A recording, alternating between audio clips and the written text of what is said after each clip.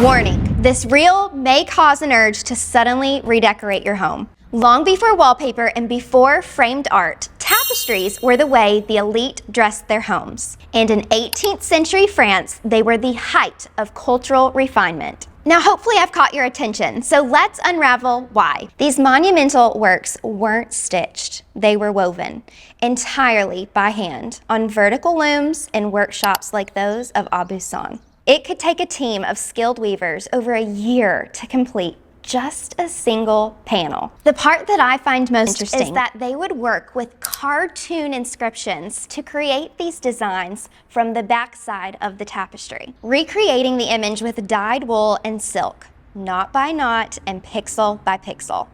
Imagine painting with thread, but in reverse, weaving from the very back side without ever seeing the finished front until the piece was cut. Tapestries like the one you see behind me were often called verdures.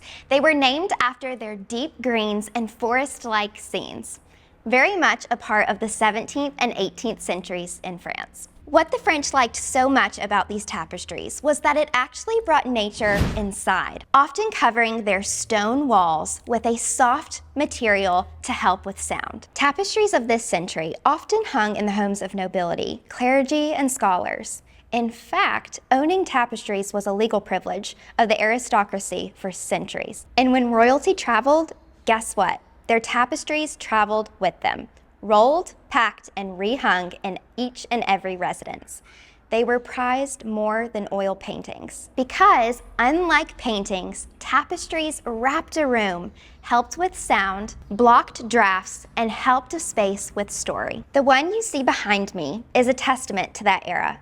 Hand-woven in the 1700s, its threads have seen over 200 years of history. My personal favorite part is that every dye is organic. They were often dyed with plants and fruits. And here we are, centuries later, with designers incorporating them in designs around the world. Curious to learn more? We have all the information on our website with some of our very favorites listed for purchase. With all that being said, my favorite part of each and every tapestry is the history they carry behind them. But I have a question for you.